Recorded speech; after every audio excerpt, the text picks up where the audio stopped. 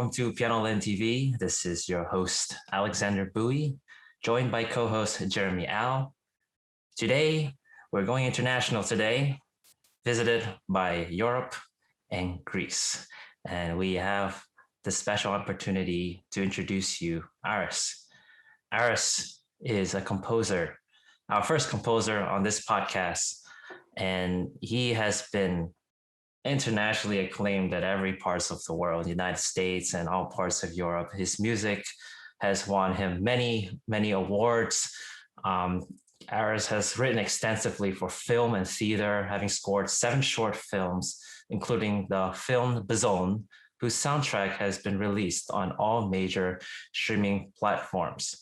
I've met Aris at the Manhattan School of Music in New York City during my Bachelor and Master of Music degree. And I am so lucky and fortunate to be able to work with a composer. I played several of his pieces and heard many of his works in school and in different venues. So thank you, Aris. I'm going to introduce you. The stage is yours, and he's going to be talking about what it means to be a composer in the 21st century. Well, thank you very much, Alex, and thank you, Jeremy, for having me. It's a great pleasure to be here with you. And thank you for your very kind words. I think you're being too kind. It's the truth. Oh, thank you, my friend. It was absolutely lovely getting to know you for 6 years during our time at Manhattan School of Music. That was absolutely lovely. Well, a small correction I wanted to make. So I am Greek, but I'm actually a native of Cyprus. So this is where we're from Cyprus today. This is where we're calling from. So when you asked me to talk about being a composer in the 21st century, I thought I could talk about how it's different compared to previous centuries and how it's essentially the same compared to previous centuries. So bear with me, we'll go through a bit of history, which I think should be fun. So I guess the main thing to take away is that composer on its own really doesn't work. You have to be a composer / something else, right? You can't really make a living out of writing, with some notable exceptions. I mean, I guess we have Tchaikovsky, who had his patron who used to pay him for 13 years and she didn't want to be named. If someone paid me a shit ton of money for 13 years, I would most definitely write and do nothing else. But so bear with me a little history. So I guess we can start from the Middle Ages and the Renaissance, where we actually have what I would call, and of course these are generalizations, I guess we have what we call the singer-composer, because music was either church music, which was usually vocal in the Catholic tradition that essentially gave rise to the Western music as we know it today, or you had fountain tavern songs, or songs for aristocratic court. So you would have troubadours, trouvères, later Meistersingers, and so forth. So all these composers or songwriters were actually also usually singers. And so there you go. Immediately they were doing something else. They were also performing, so to speak. Then as we move forward towards, let's say, the more recent era, like late Renaissance, and then we go into the Baroque and the classical period, we have the phenomenon of the composer virtuoso.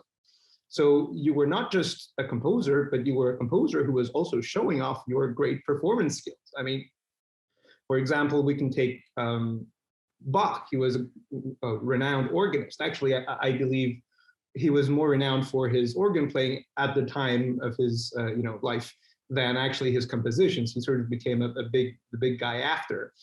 You have Mozart, who would perform all his own concerti, and then of course you have Beethoven. Just 3 iconic examples. And interestingly, Beethoven, when he started losing his his hearing, it's interesting because his Emperor Concerto was the only concerto he didn't premiere himself. And as I'm sure both of you know, being performers, and I'm sure you've played concerti before, we all know the great cadenza moments in these concerti, which at the time were usually improvised, and it was up to the actual performer to show what he can do. And because Beethoven was going deaf, he actually wrote the cadenza down for his student Czerny, who performed the Emperor Concerto. And you wouldn't call it the most, I don't know, excellent, really hard cadenza to play. Apparently, he didn't trust anyone else to play his music like he would, or improvise on it. And then he even went back and he wrote cadenzas for all his previous concerti, because he says, now that I'm not going to play them, I have to make sure that everyone knows how to play them. So yes, also being an egomaniac as part of being a composer too, I think that hasn't changed too much either. Of course, there have been some other composers that had some other, non-musical occupations, like our dear friend Gesualdo, who was also casually a murderer and murdered his wife. I'm not into that sort of stuff, though, so we can keep that to the side. However, then we move into the, let's say, the late Romantic period, and we have the rise of the maestro composer, right? And I mean, I neglected to mention some great performers like Chopin or Liszt, and of course that goes with the virtuoso performer. But then we have the maestro composer, like late, I would say, Romantic period, early 20th century. You would have Mahler, who also conducted the Met and the New York Philharmonic, to the best of my knowledge, and then you have, of course, Leonard Bernstein, the iconic American conductor, who was also an excellent composer in my humble opinion.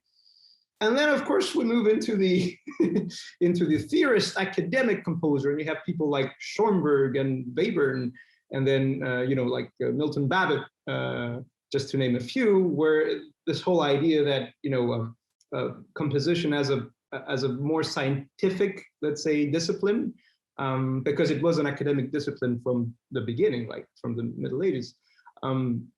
So we have that sort of profile, and then finally we come to today's world. And if you'd ask me, so what's today's composer? Well, I would say maybe composer, owner of a copy shop, because that's the only way you can actually afford to print your music. But yes, so you can see that the profile of the composer changed, not so much, but it has changed throughout the centuries. But there's certain things that I believe have stayed essentially the same. The first we mentioned is usually composition was not just a thing on its own. You would usually do something along with it, musical most of the time, but sometimes even business related. Most great composers, believe it or not, were excellent businessmen. For example, Mr. Handel, who made a career in Italy and then in England, of course. Did you know he was like the founder of 3 commercial opera companies? And then once new companies opened up and there was some rivalry in the field, he actually invented the English oratorio. And why did he do that? It was, in my opinion, purely a business perspective. He said, okay, so I don't have to get like diva singers from Italy, so I don't have to pay them. I don't have to put in a theater, it's in the church, so I don't have to pay rent. I don't have to dress them up with costumes, so I don't pay costumes, no sets. And then, as we know, the oratorio, it's mostly the choir that the choir that is the star of the oratorio. Although we have soloists, but there's a big emphasis on the choir. Guess what? All the choir members have, I don't know, children, parents, grandparents. Of course, they sell tickets. So, and then it's in English. Everyone can understand. You don't have to be like rich anymore. So business was really part of the deal. He had to find a way to make a living. Mozart was the same thing. He used to produce his own concerts, and he reportedly he was really good at it. He would make a good profit, and he would always pay his musicians well and on time. So that's also some of the skills I guess historically composers had to master, because there's no other way of making a living out of it. And as I said before, a notable exception is Tchaikovsky, who had this weird relationship with Mrs. von Meck, who for 13 years was his patron and just paid him to write music. And I mean, if someone paid me, as I said, for 13 years to just write music, like a really good sum every month, I would just do nothing. I mean, I'm sure everyone would. Another thing that I think has stayed similar is that all these great composers, or let's say most of them, because there's always exceptions to the rule, were teachers. So teaching was always a big part of composers, and it wasn't usually just to make a living out of it. That was usually not a great source of income, to the best of my knowledge. It was more about passing the craft down to the newer generations. Take Bach, for example. Most of his, piano works, or not piano works, keyboard works, or at least some of his famous keyboard works, like his Well-Tempered Clavier, were essentially meant for education purposes for his sons, who were also his students, and for his other students. When he got the job in Leipzig and he was the director of music there, he also had to teach the choir school, and he taught Latin and math and other things too. And reportedly, he didn't have really good temper for students who wouldn't practice. But you see my point. So in that sense, we're not that different. We have to do different things to make a living.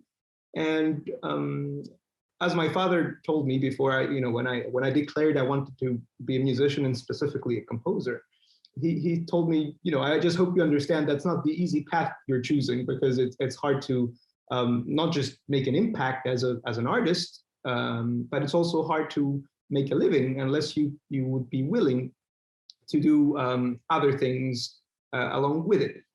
So in my case, I in terms of my performance, I play a little piano, but I'm not a pianist like you are, or a great performers like Jeremy and you are. But I do accompany when it comes to that, and I do enjoy it many times. I also conduct. I am the artistic director of a new crossover orchestra we have here in Cyprus. And in terms of other composition-related things, a great source of income and also fun, I have to say, is arranging and orchestrating. There's all sorts of productions that need arrangers or orchestrators, and a classically trained musician who understands lots of different styles. And that's something I would like to emphasize to anyone who's getting into composition. Don't be really closed-minded about music. Be open to all different styles, because A, it's fun and you get to expand your horizons, but at the same time, it will give you lots of opportunities to make music with lots of different people and gain lots of experience, and also help you make a living doing what you love, rather than having to work, let's say, other non-related jobs. So yeah. So that's really what it is to me to be a composer of the 21st century. You keep the tradition alive in the sense that you're not that different. Your situation rather is not that different, because it'd be like sacrilege to compare ourselves to the great, masters of the past. But in terms of the experience, things were hard back then. Things are hard now, but things were fun back then, and things are fun now. Yeah, there's so many different situations, as you said, and we live in a different decade, or should I say century, and going from the Renaissance to Baroque, classical, romantic, late romantic, impressionistic, contemporary, all of those eras, they're there to stay, and that this era will be also history, maybe 100, 200, 300 years from now, and people will look back and see how music has changed. So thank you, Aris, for that brief rundown through the history of composition, because I think as our listeners are listening to classical music, they mostly are familiar with classical, like the classical period, like Beethoven or Mozart, all of the Vivaldi, all the very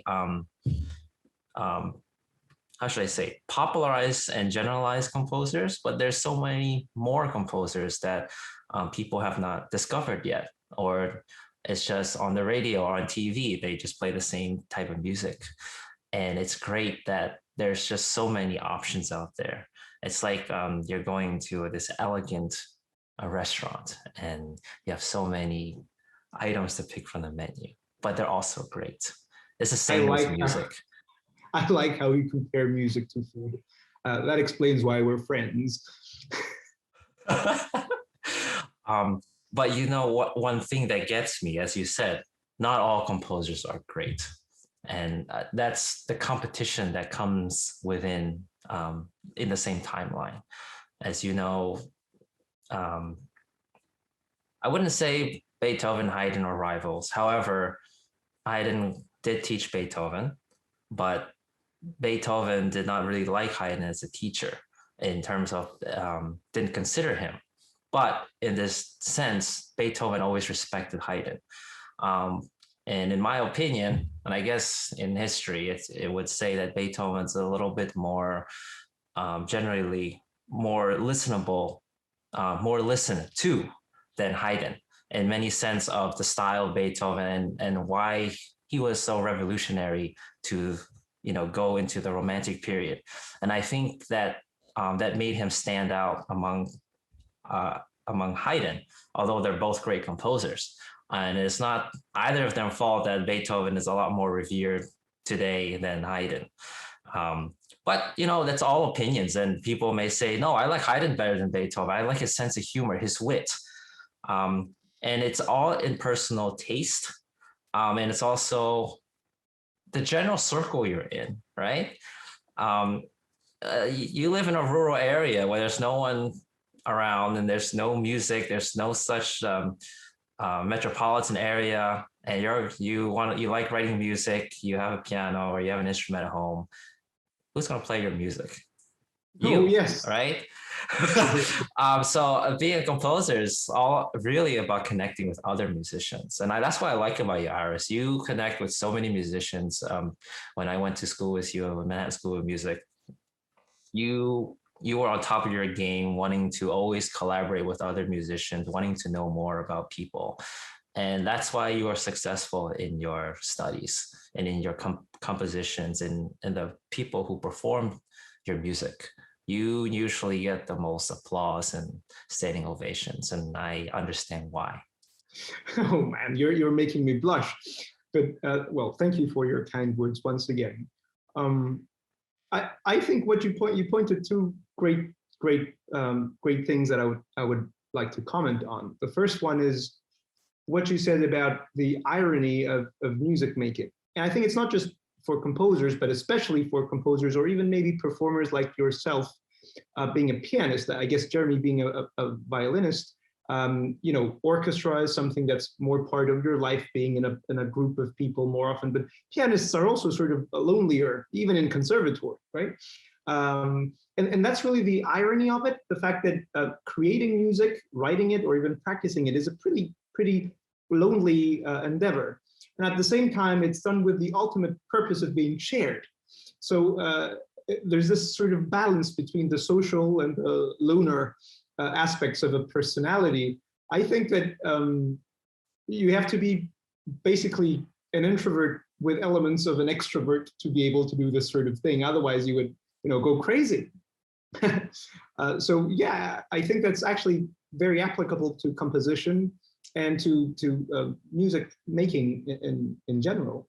And the other great thing you mentioned is this sort of student-teacher relationship. And you're absolutely right. Haydn was like he was like the god of music during his lifetime. I would like to point out the reading of Beethoven's Third Symphony, which was a private reading in Vienna, right, at an aristocratic home, one of Beethoven's patrons. And then Haydn actually came to listen to his students' work, former students' work. And then, of course, he was late. And then the moment he steps in, everyone stops playing, reportedly, and they stand up, even though he wasn't a noble, because he was Haydn. And a noble guest there asked, who is he? Is he a noble? No, it's Haydn. And then, according to certain diary entries, Beethoven kissed his hand, like my teacher. And then he introduced his own student and he said, this is so-and-so, and he's an idiot, his student. And then Haydn says, all students are idiots at the beginning. And at the end of that, basically performance / reading, he was asked to comment. Beethoven had left, and he was asked to comment about the music. And he said, well, it's too heavy, long, tiring, and you could tell it's not his style. But he did mention, music will never be the same after today. And that's one of the famous quotes from that, let's say, event. So yes, of course, we're all different and everyone has different styles. And I think music is big enough for everybody. And the good thing about today is this diversity of styles, which sometimes can be a bit hard to navigate through if you're not into the music world more, let's say, formally. But at the same time, think about all the possibilities we have.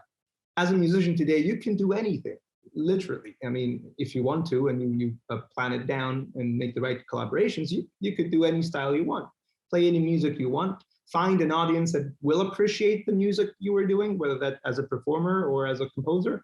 You just have to find your audience. And I think that it's important that musicians are open-minded about this. And one of the things that used to, when I was a student, used to be a thing, and I think it's still a thing in the academic circles to a certain extent.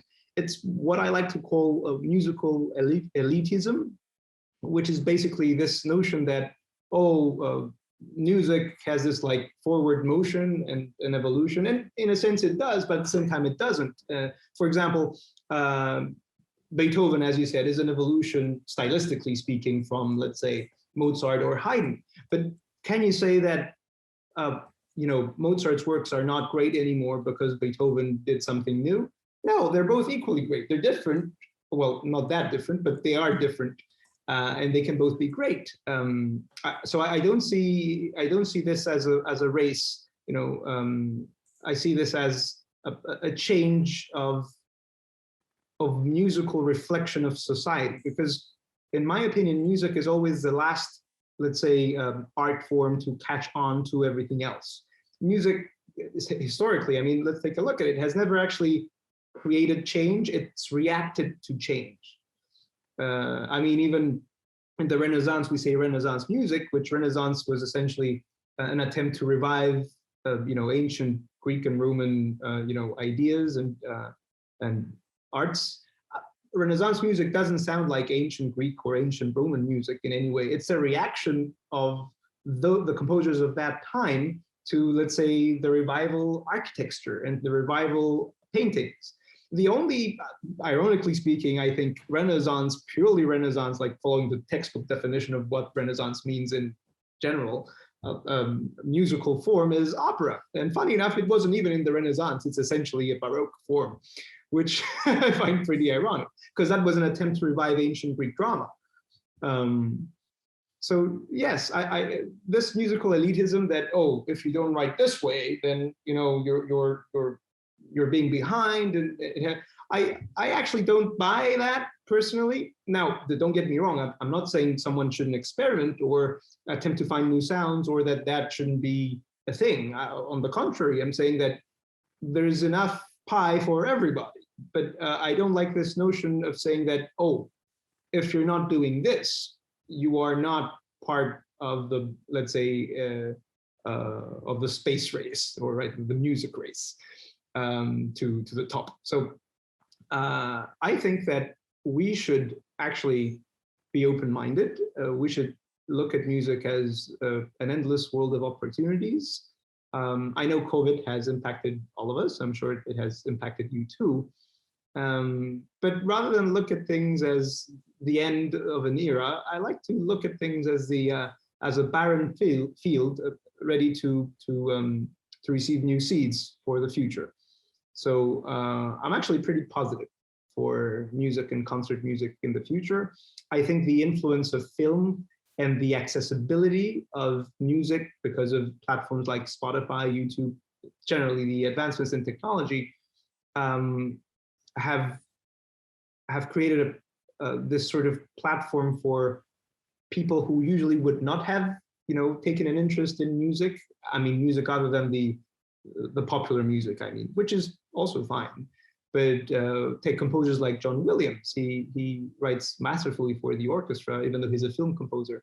And I think he has brought the orchestra back into people's homes, and young people like my younger brother, who is not, let's say, what you would call a classical concert music goer.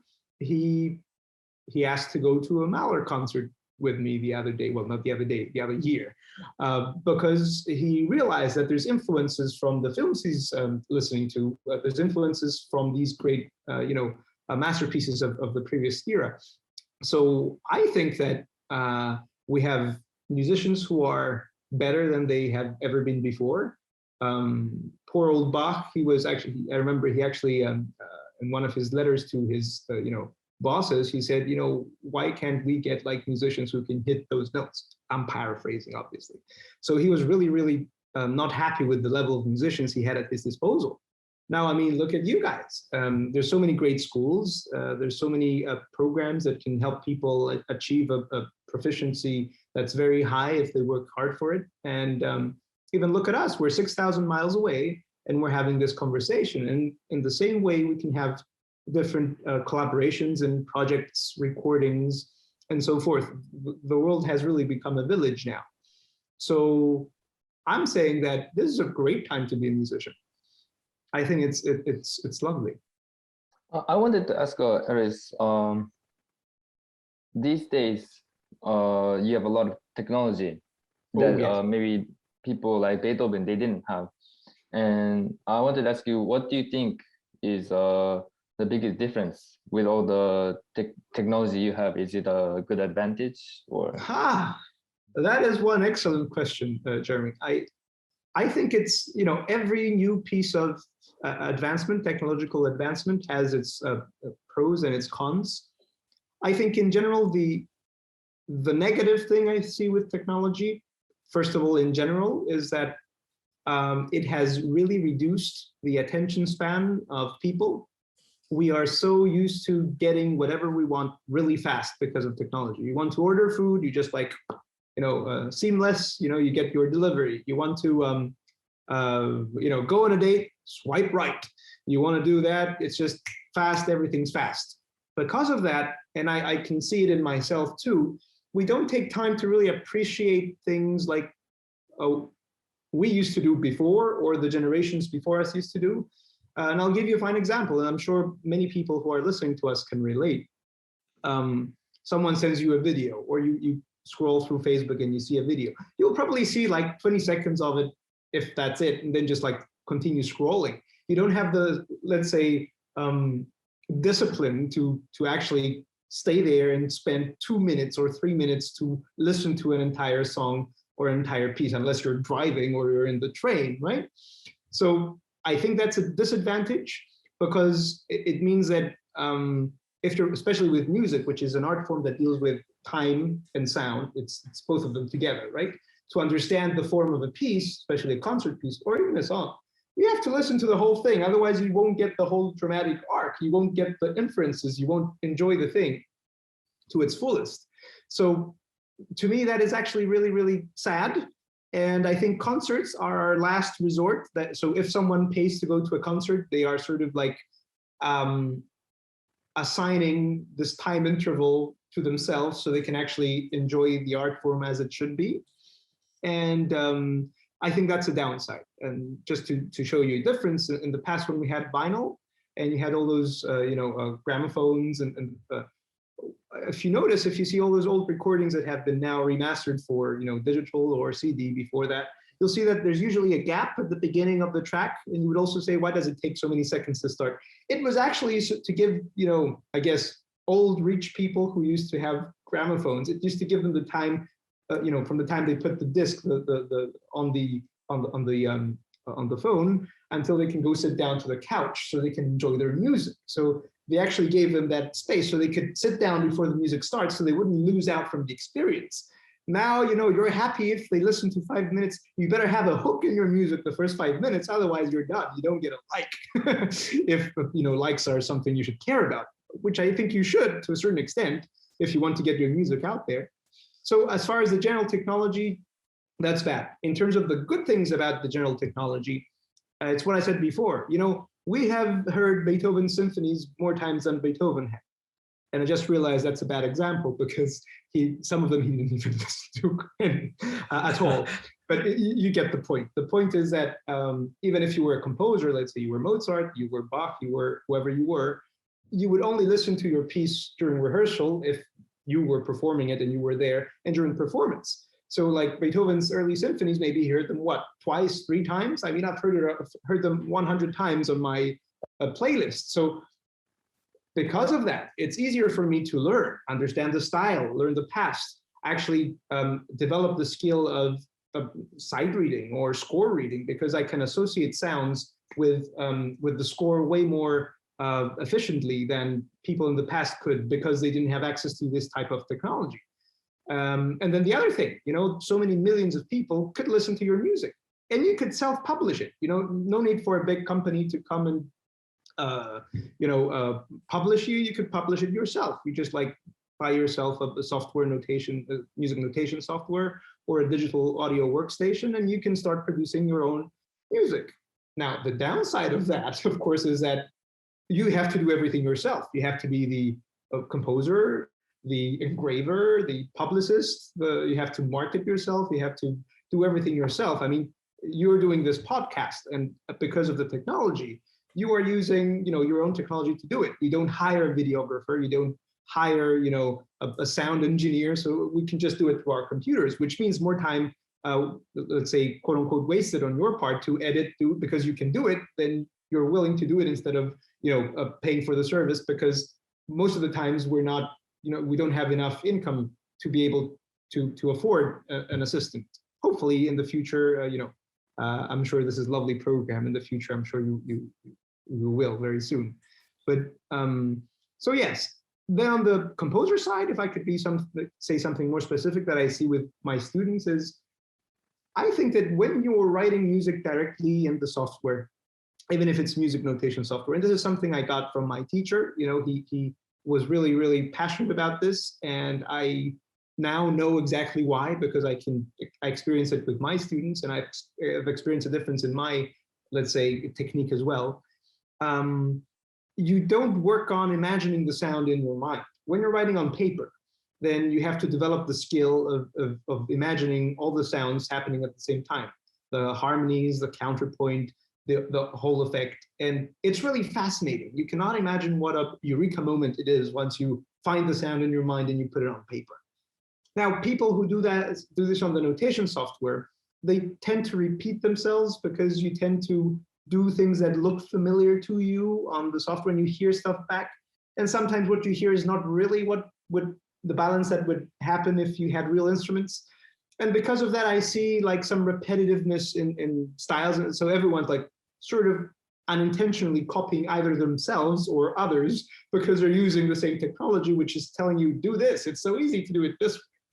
And you don't think outside the box.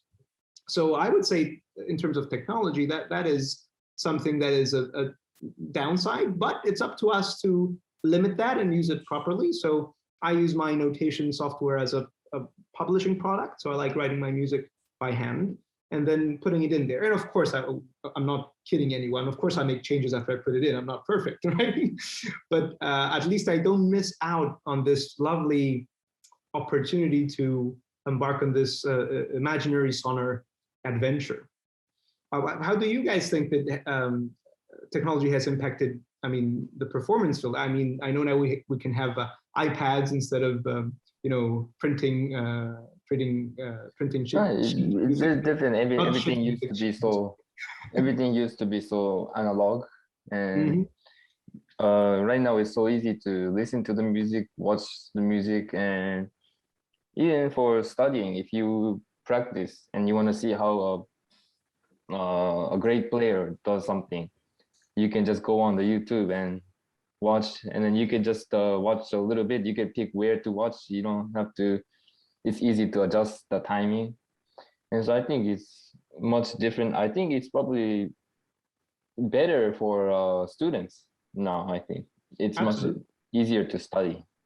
Take IMSLP, for example, which is a free library online, and just to show you how don't want to give away how old I am, but when I was like a teenager, we had those stupid dial-up connections that my mother wouldn't have a phone for half an afternoon, so I could download stuff, and then there wasn't anywhere to download from, at least legally.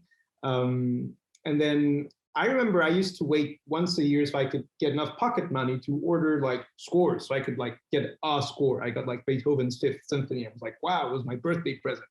And now all my students, they can just 3 seconds. Now you have to wait 10 seconds in IMSLP until the file opens, and then you get it and you can study it. You have literally all the non-copyrighted treasure of Western music at your fingertips, which means they have no excuse or we have no excuse. We can research, we can listen, we can get better. So this is a blessing, and it's free. It's a blessing, and we should take advantage of it. Absolutely. Yes, going through all of the technology disadvantage and advantage, one disadvantage I notice, and I think many listeners here can agree, that there's just too much. We may feel overwhelmed by such almost like an unlimited sources of information and music and research, and sometimes we're just don't know where to start. And that might be the problem of technology. When technology is so great, and 100 years from now, technology is going to expand even more. Can't even imagine. But just looking back, even in our teenage years when we're growing up as a kid, we've seen technology grow so fast. And looking back and of all the struggles we had to deal with to get music, to get information, and the speed of getting them either through internet or getting to the library. Now you can just order books from the library and get it delivered home. You don't even have to go to the library. You can just, use your computer, search it up, and send it home.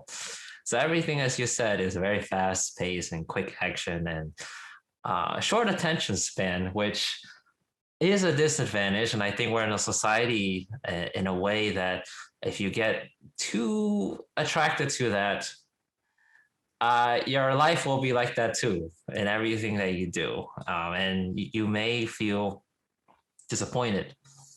You may not get quality music. You may not get quality education. And I hope education is not like that in the future, where it's like a very short attention span and they advertise, hey, you can go to this school for like 1 month and you get a degree in something and get a job. But as you said, yeah, art is a value. Art and music is great value. And why do like famous painters like Van Gogh or Picasso, all their different styles of works, and they spent so much details? Why are they worth so much money, and why are they so valued, and why are they studied? Same thing as Beethoven, same thing as Chopin, Bach. Why are we still studying them today, even after 300 years? Because they put value in their music and in their own work. And also it's a personal reflection of their lives. And I think composers back then, when they were writing, it really reflected of how they were living and how it affected their lives. I'm not saying today it doesn't, but many people use technology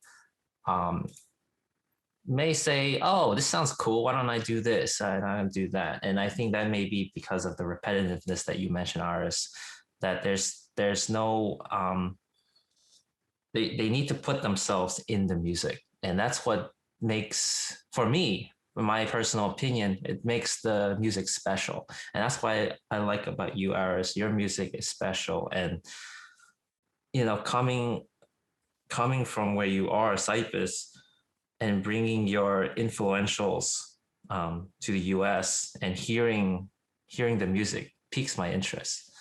And many others too, because it's different, special.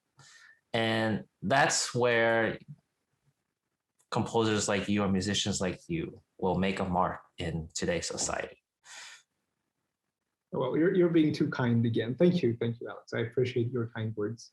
I want to tell you something that I want to tell you something that a famous Greek composer, his name is Manos Hadzidakis. He's more like a songwriter, but he was a classically trained composer. And he said he was also a great thinker. And one of the things he said about music, he said, which applies to all arts, I would say, you need three things. You need art, craft, and experience. And by experience, he meant life experience.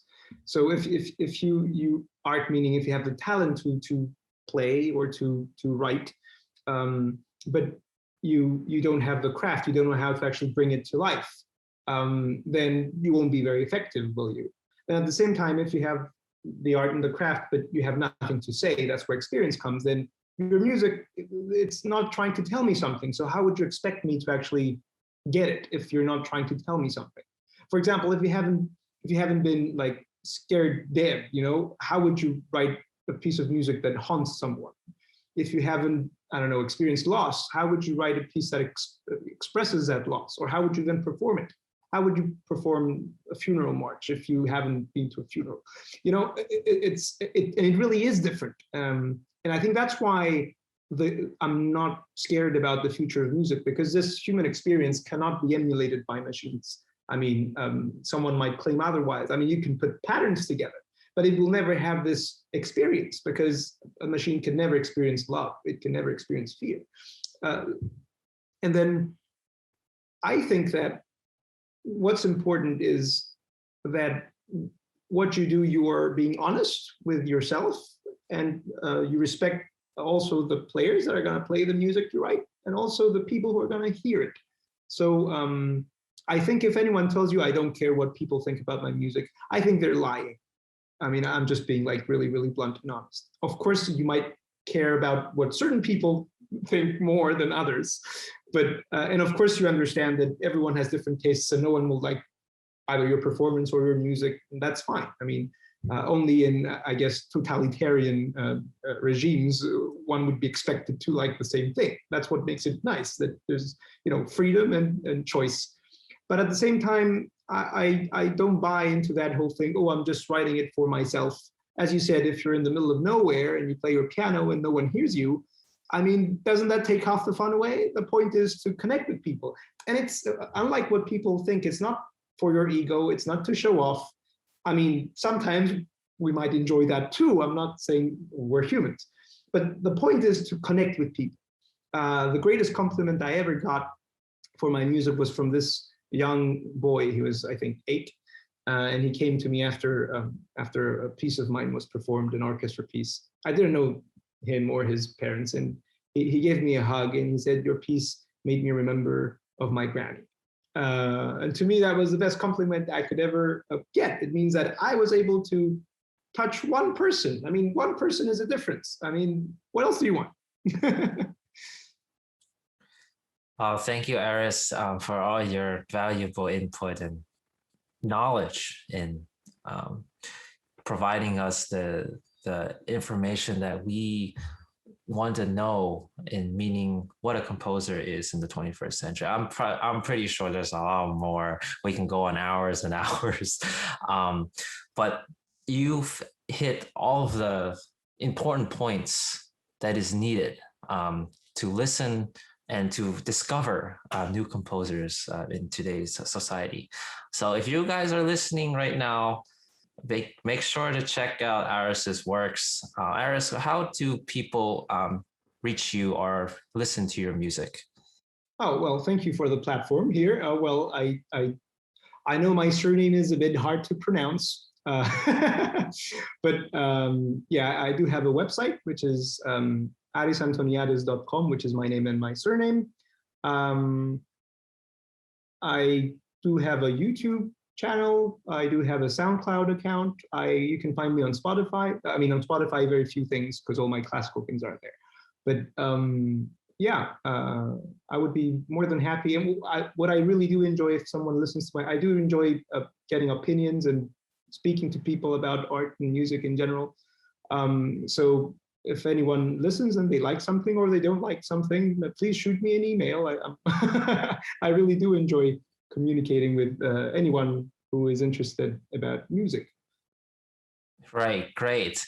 And thank you for all your listeners here. This is Pianolin TV, your classical music podcast.